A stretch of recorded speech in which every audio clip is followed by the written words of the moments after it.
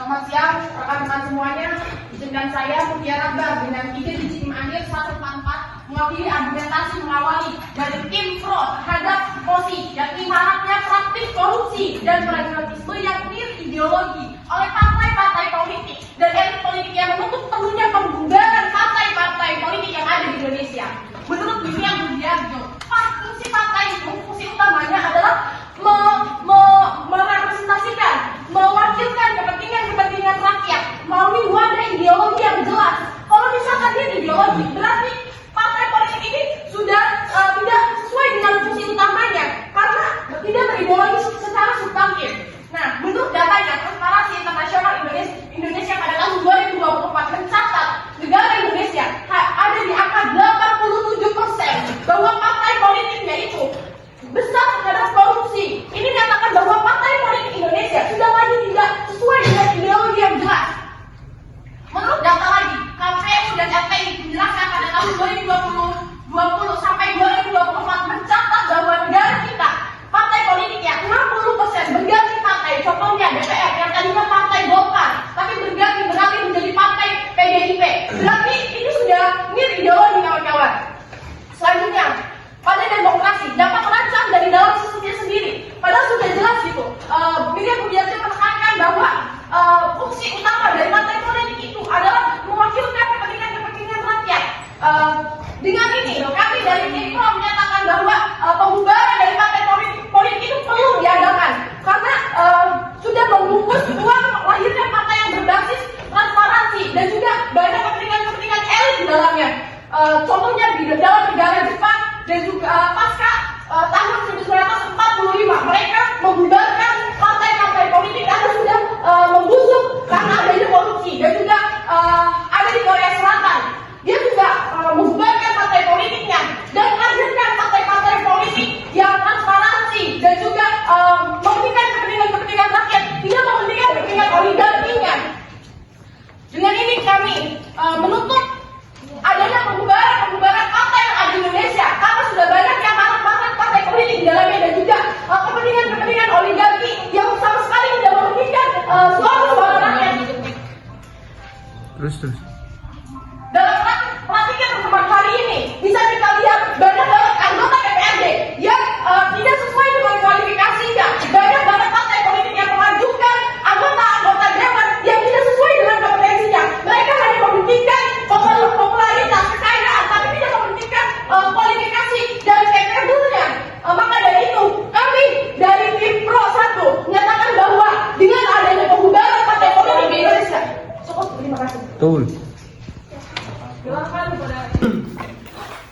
Oke, jadi saya tim Pro 1 ini mengkritik tadi versi bersatu tim Pro bahwa itu pembawaan itu keliru, bahwa kalau misal kami dari tim Pro 1 meyakini kalau pembubaran partai politik adalah solusi yang terbaik. Kalau kita lihat sekarang partai politik itu sudah menjadi sarang korupsi yang dimana banyak sekali kasus korupsi. Kalau kita lihat dari data KPK dari 2004 sampai 2024 itu banyak banget kasusnya. Jadi kalau kita lihat dari datanya itu ada total ada 1.874 orang yang melakukan kasus korupsi gitu, yang menjadi pelaku korupsi. Jadi bagaimana kalau misal kita partai politik menjadi aspirasi, kalau misal partai politik itu ada sekarang menjadi sarana korupsi gitu, atau menjadi sarana korupsi yang benar-benar menjadi kumpulan korupsi di partai politik gitu.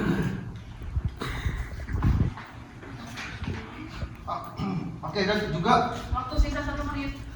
Oke, jadi saya ingin dari Pro 1 ingin mengkritik presenter Naila. Tadi menyebutkan data-data itu, datanya dari mana dan katanya ada parpol tapi tidak disebutkan gitu sama Naila. Dan banyak juga seperti yang teman saya bilang tadi, partai politik itu sudah menjadi sarangnya korupsi, sudah tidak relevan lagi untuk ada di Indonesia.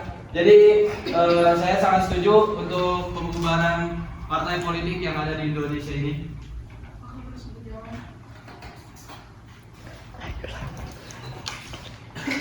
Terus tadi data-data juga sudah cukup disebutkan oleh teman saya, ada 1084 1078 orang yang sudah melakukan Habis. Silakan kepada Kim. Baik, saya ingin menyangkal dengan pendapat kalian presenter Mutiara serta Ryan bahwa KPK itu mencatat 1.800 itu dari mana kalian tahu itu semuanya dari partai politik, dari anggotanya. Nyatanya itu hanya 800-an, tidak lebih dari 1.000, sehingga itu korupsi bukan dari aktor politiknya, melainkan dari luar anggota politik. Sehingga kalian tidak dapat menyimpulkan bahwa semua itu kesalahan dari anggota politik, di mana Hamid menyatakan bahwa hal korupsi adanya di Indonesia itu bukan karena adanya partai politik, melainkan kebudayaan Indonesia yang menyangkal adanya feodal dan kurangnya pengawasan publik, sehingga kalian tidak dapat menyimpulkan bahwa semua korupsi yang ada di Indonesia itu hanya pada partai politik saja. Jadi kalian harus mendapatkan data yang benar bahwa anggota politik itu tidak dapat dibubarkan karena itu dari fungsi utama, dimana kalau tidak ada partai politik, dimana masyarakat dapat.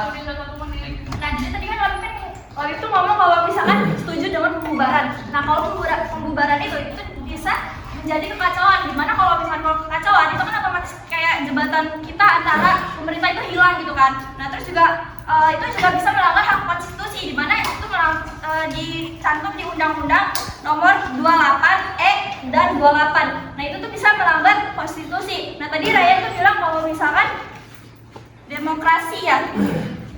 Nah, terus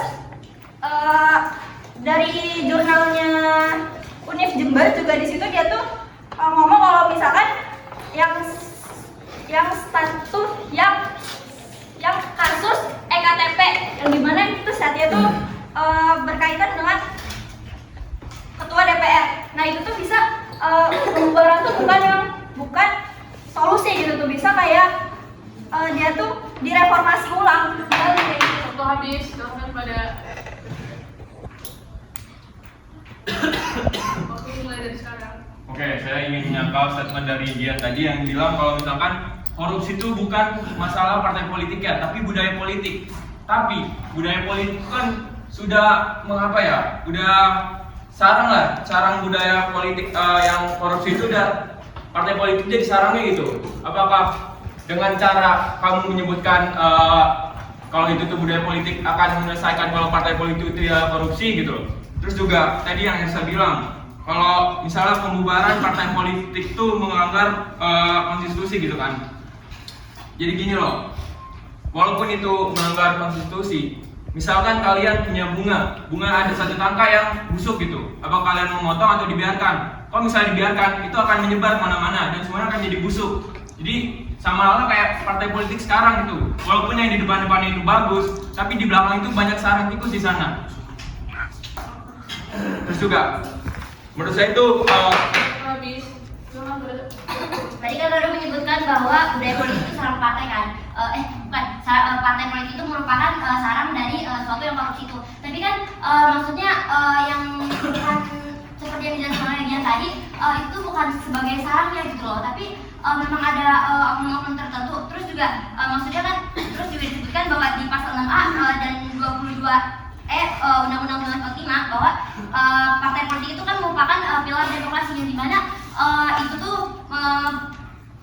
tuh sebagai kanal rakyat untuk menyalurkan aspirasi politik yang akan nantinya tuh membuktikan peluang bagi berarti kan tadi katanya berarti menghapus kanal rakyat untuk menyalurkan aspirasi politik itu yang nanti itu akan menimbulkan peluang bagi oposisi otoritas tanpa oposisi. Waktu habis.